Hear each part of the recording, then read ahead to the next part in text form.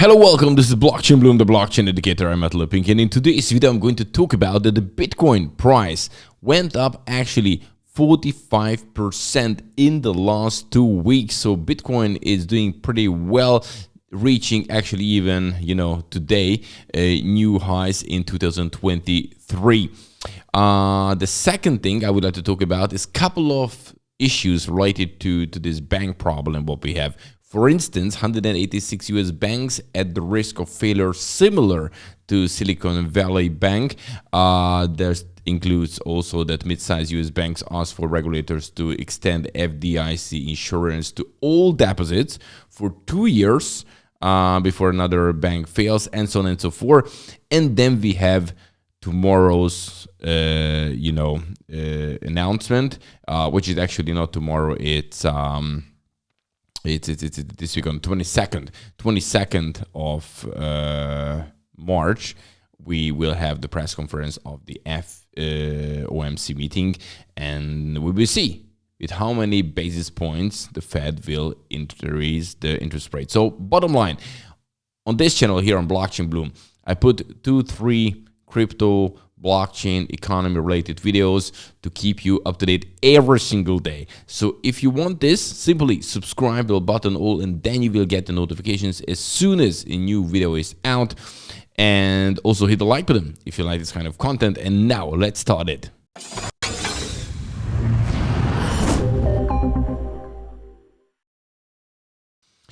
Okay, first of all, let's have a look at the market, where we can see that Bitcoin is doing pretty well. Look at this, 5% up in the last 24 hours, more than 26% in 7 days, while Ethereum is doing 1.75 percentage, 1,807, while Bitcoin is 28,414 US dollar, very, very close to 30,000 now. When we're looking at the top gainers, Conflux 17% up, Neo 9%, VeChain 6%, or actually Loopring is now 7%. Solana is 8%. It's a mess up here a little bit. Anyway, and the losers, yeah, no losers at all. And actually, when we're looking at here the Nupal chart, we can see, this is the not net unrealized profit and loss. And we got back into this yellow zone. Let me zoom in a little bit for you. So last time, basically, we were here was in, what's that, May? Yes. It was kind of back in May last year, 2022. And since then, we were in this orange and red zone. And yes, things looking pretty good in a way that, we got into this yellow area. On-chain data is pretty important, I think, to see which way we're going. And every single time, if you look at this, when we got here in the yellow zone, then we had price going up after this significantly. When we're coming from under, here we went up, here we went up again. Then we had it also. So we always went higher, even we had the short breaks. But this here is, for example, for the pandemic. So it's totally different because this was a quick V-shaped recovery. So this has started in a normal way. Then we had pandemic, but we came back and then we continued. So always when we're in this zone, it many times happened that good days are coming for Bitcoin and for the crypto market. What will happen this time, we will see. By the way, gold price also going up. Look at this. Even back in 2011, it was lower, the peak. Where is gold right now? Today it was actually above 20. What's that? 2,000 US dollar per ounce. So not far from the region what we have reached here. And when you're looking at back here, yeah. So people going in assets which look safer than their fiat currency. And because of this, Bitcoin price also going up kind of a lot.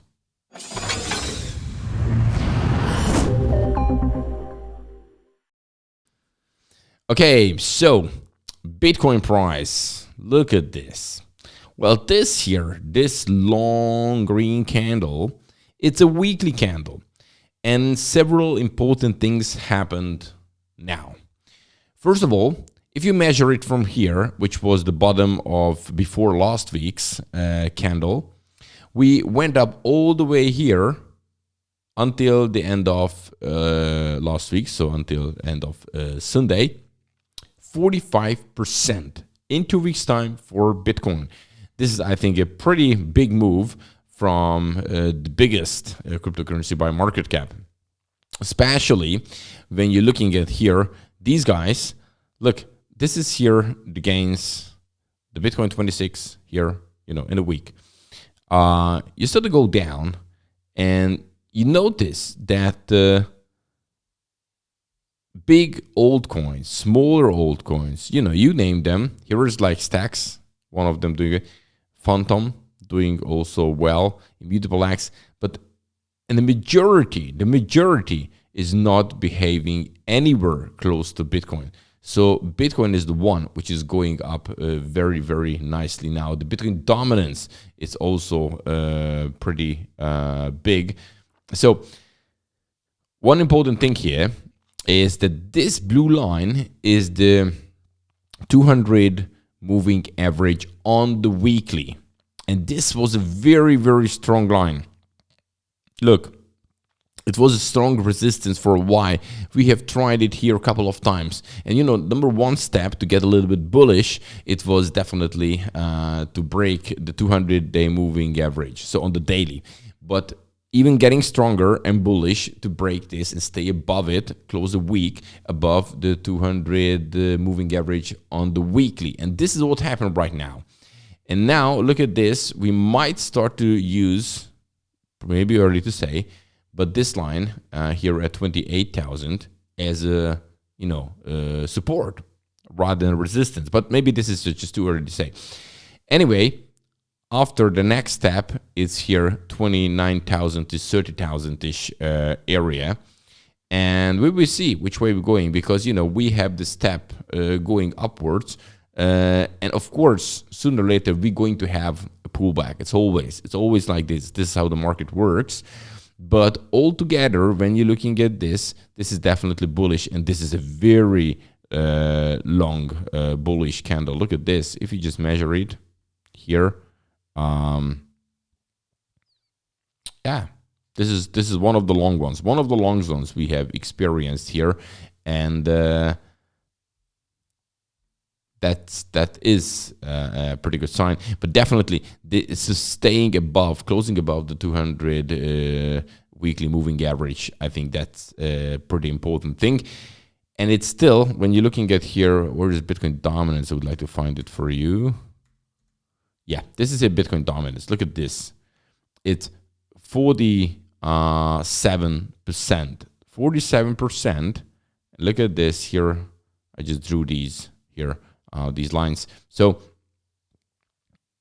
look, even here before it was the high 48 something, 48, 45. And that was here in June last year. And yeah, it looks promising for Bitcoin. To getting back in shape. And of course, sooner or later, altcoins also show up. But right now, it's the altcoins are not shining. Bitcoin is the one which is doing pretty well. Right. Okay, so I think this is important to talk about because this situation, and now let's get into the banks, what's happening in the bank area, because this would cause the biggest trouble right now in the economy. And this is the reason why Bitcoin and gold is right now shining. So let's talk about that.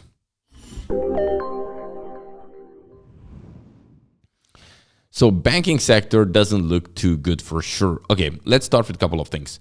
First of all, we have here a research which says that 186 US banks at risk of failure, similar to Silicon Valley Bank. So new report has found that 186 banks in the United States are at risk of failure due to rising interest rates, what the Fed has done, since it has restarted interest rate hike, and also high proportion of unsecured deposits. That's very important. So the study also examined that the proportion of the bank's funding that comes from unsecured deposits with accounts worth over $100 250,000 US dollars. This is the one. So wherever account is above it. So the amount over 250,000 US dollar is not secured. So if half of the unsecured depositors quickly withdrew their funds from these 186 banks, even insured deposits may face impairments, as the banks would not have enough assets to make all deposits whole. This could potentially force the FDIC to step in. So dangerous. One thing was that now, people want the money and the bond prices are down. The banks would like to get the money out of, treasury bonds to pay back the people, but they were selling them on in a loss. And now we have that those who have more than 250,000 US dollar in their bank would like to take it out because it's not secured, and this can lead to collapse. And then we have here the next use that mid-sized US banks ask regulators to extend FDIC insurance to all depositors for 2 years before another bank fails. And mid-sized bank coalition of America.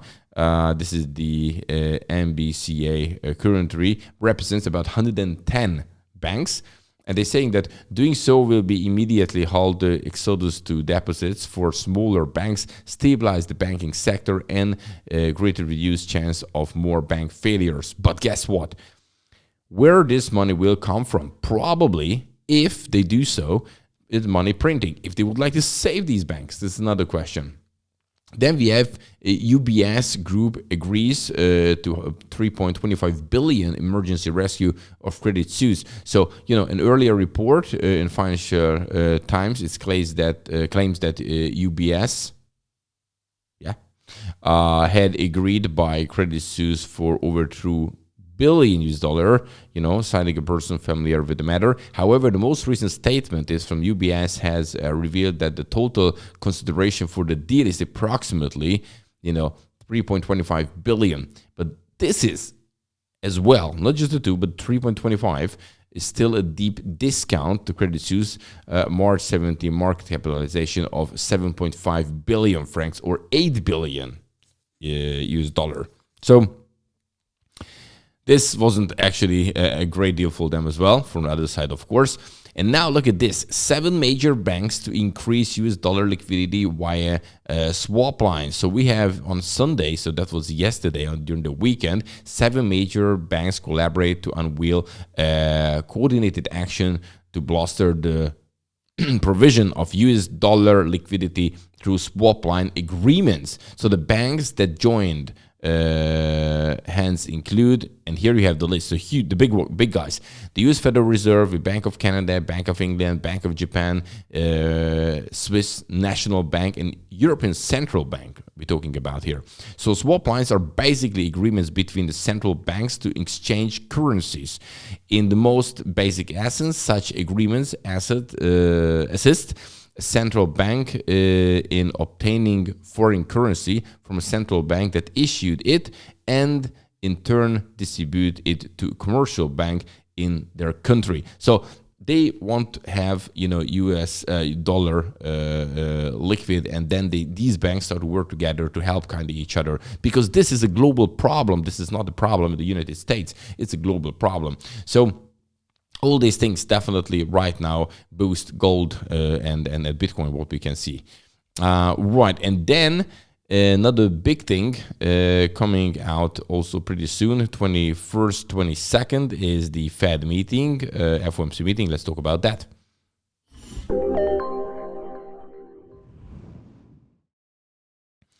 So guys, what we have here, 22nd, today is the 20th, so 22nd of March, we're going to have here the press conference by Jerome Powell.